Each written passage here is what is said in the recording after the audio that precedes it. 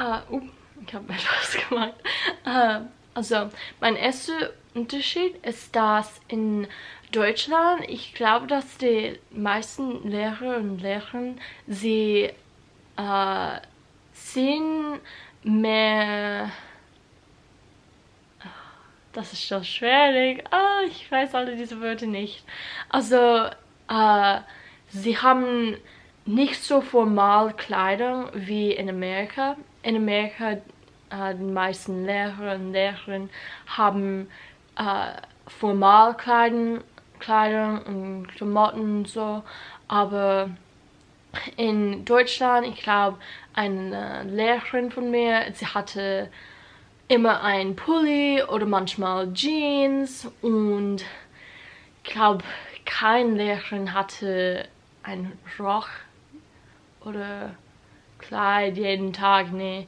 Aber in Amerika, die Lehrer und Lehrerinnen dürfen nicht Jeans tragen, also nur am Freitags oder an besondere Tagen. Also manchmal ist es ein Preis, es ist ein Geschenk, wenn die Lehrerin dürfen Jeans tragen.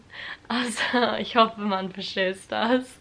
Mein nächster Punkt ist, dass in Deutschland es gibt ein System mit Referendaten und so, wo in Schule man kann einen Lehrer oder Lehrerin haben, aber sie sind nicht echt. Also nein, warte, sie sind echt, aber sie sind nur da für 6 Monate oder weniger als 6 Monate und ich glaube für 1,5 Jahr und sie sind am meisten jung, also 20 oder vielleicht 30 oder so. Und es war ein krasses System, ich denke, weil, keine Ahnung, ich finde es ein bisschen komisch, so einen Lehrer oder Lehrerin haben nur für 1,5 Jahr und dann ein ganz nur Programm oder ganz nur Lehrerin die nächste Halbjahr. Und aber ich denke, es war cool zu haben, einen jungen Lehrerin und ja, es war cool, aber in Amerika ist es nicht wie das. Also manchmal, man hat einen Assistent und sie sind da, aber sie sind da mit deinem Normallehrer. Aber in Deutschland es war echt anders, also ja. Und dann, es tut mir leid, ich fühle mich so komisch, Deutsch zu reden in Amerika. Ich denke, es ist echt, mein Deutsch ist echt schlecht jetzt, weil ich habe nicht mit meiner Gastfamilie Deutsch geredet, aber es ist so traurig, weil jetzt es wird immer schlimmer und schlimmer sein. Mein nächster Punkt ist, dass in Deutschland man darf draußen gehen, also wenn man hat ein Mittagsessenpause, man darf draußen gehen und zum Beispiel in meinem Gymnasium, wir haben immer ins Klinikum gegessen oder Essen gekauft da. Aber in Amerika, man kann nur Essen mitbringen oder in Schule kaufen. Und Schuleessen ist nicht so gut. Es ist nächste ist, dass in meinem Gymnasium in Deutschland, es hat 5. bis 12. Klasse, also ja, viele Schülerinnen und Schüler, aber von 5. Klasse, das ist so krass, weil in Amerika, wir haben Grundschule, dann Mittelschule und dann Highschool und Hochschule, aber niemand sagt Hochschule. Und in Grundschule, das ist Kindergarten bis 5. Klasse, dann Mittelschule ist 6 bis 8 und dann Highschool ist 8 bis 12. Also es war wirklich ein Kulturschock zu 5. Klasse sehen in Schule, weil ich weiß nicht, aber in Amerika, alle die Leute, sie sprechen über sehr andere Themen und so. Und ich glaube, es wird sehr komisch sein, wenn ein Fünftklässler da ist, weil, keine Ahnung, wir reden nicht so nett und nicht so formal und ja, keine Ahnung, aber es ist echt komisch und in meiner deutschen Schule, ich dachte, es war komisch am Anfang, aber dann war es echt cool, weil ich hatte Klasse und Unterricht mit der 5. Klasse. Mein Deutsch war mit der 5. Klasse, und ja, es war echt cool. Also ich denke auch, dass in Deutschland dieses System ist gut, weil es gibt nicht so viele Schüler und Schülerinnen allgemein. Also meine ganze Schule war, glaube ich, 600 oder ja, 600, aber in Amerika, meine ganze Schule war 2000 und das waren für nur 4 Klassen. Also 9. bis 12. Klasse war 2000 Leute, 500 pro Jahrgangsstufe. Ja. Und mein nächster Punkt ist, dass in Deutschland es gibt diese, ich glaube, ich habe das schon gesagt in einem anderen Video, aber in Deutschland es gibt diese Verbal Quizzes oder mündliche Noten, aber es ist, ich meine nicht mündliche Noten, weil ich weiß, mündliche Noten ist, wann du hast ein Noten für wie oft und wie viel du hast in Klasse gesprochen, aber in Unterricht gesprochen. Aber ich meine, ein Noten, wenn die Lehrerin sie ausfragen. Ich glaube, es heißt ausfragen. Und man muss alle diese Fragen antworten und auch manchmal schreiben oder sie gehen vor die ganze Klasse und müssen etwas machen, ja. Das ist nicht in Amerika. Ich finde das auch ein bisschen komisch, aber ja, es ist nur anders, nicht so schlimm. Und auch Exes, also wenn man schreibt ein Ex, wir haben das nicht. Manchmal haben wir Pop-Quizzes, aber ich glaube einmal pro Jahr, nicht oft. Und ja, wir haben nichts wie das. Das nächste ist, dass es gibt so viele Fächer in Deutschland und man hat so viele Fächer in einem Tag, weil es ist so, dass man hat zum Beispiel 6 Stunden in einem Stundenplan und in Amerika ist es immer, oh, wo ich gehe zur Schule, es ist immer 4.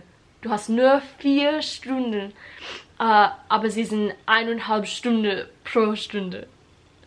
Ja, also nur 4 Stunden, 4 Fächer pro Tag und ja, und dann der nächste Tag ist 4 andere Stunden, 4 andere Fächer, also man hat 8 Fächer allgemein, total. Auch in Amerika, man braucht Bleistift mehr oft. Also in deutscher Schule habe ich immer mein Füller benutzt, aber in Amerika, nee, man braucht einen Bleistift. Und auch in Mathe. Es ist so komisch, Mathe zu machen aber mit Füller, weil in Amerika man darf nicht ein Füller oder wie heißt Pen?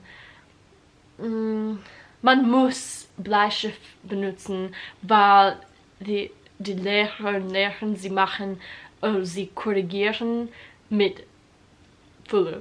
Nee, ich weiß, Füller ist nur ein Pen, aber ich weiß nicht, was Pen ist. Ich vergesse jetzt schon.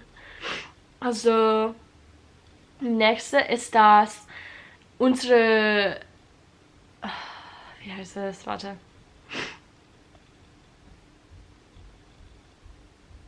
Taschencalculator. Unsere Taschenrechner sind sehr komplex und sie sind nicht so simpel. Also sie sind nicht so einfach wie in Deutschland. Unsere Taschenrechner können sehr viel in Mathe machen und es ist echt nützlich, aber ja. Und auch in Deutschland, es gab keinen Taschenrechner in Klasse im Unterricht. Ich meine, jede Person musste einen Taschenrechner haben, aber in unserem Matheunterricht, es gibt immer ein ganzes Set für jede Schüler und Schülerin. Also man muss nicht einen einzigen Taschenrechner haben. Die nächste Sache, wo sind meine Noten? Weil in Deutschland man hat manchmal ein Buch und man kann seine Noten schreiben, wenn sie wissen das. Aber sie können seine Noten schreiben. Sie können deine Noten schreiben, wenn die Lehrer sagt, ah ja, du hast einen 5, nee, das ist schlecht, du hast einen 13 Punkt bekommen für dein Referat und dann man schreibt das und dann vielleicht später sagen sie, ah ja, du hast einen 11 Punkt für dein Ex und dann du schreibst das und dann weißt du persönlich, was deine Noten ist. Und dann offiziell, man bekommt ein Zeugnis, aber in Amerika ist es immer online, also wir haben ein, oh yes, Lighting ist schlimm, wir haben ein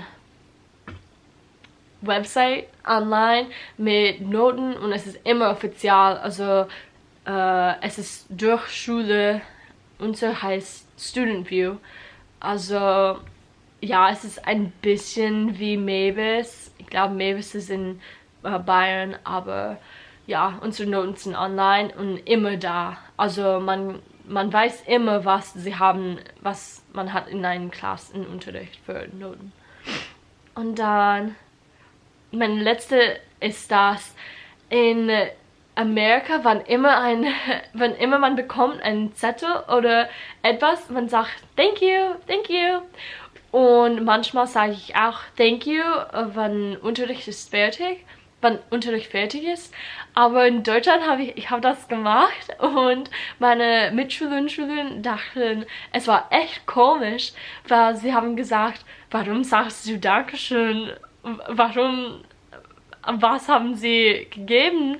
Und auch mit Zetteln und so und Papier, ich habe immer Danke gesagt und ich glaube, die meisten Leute haben das nicht gemacht.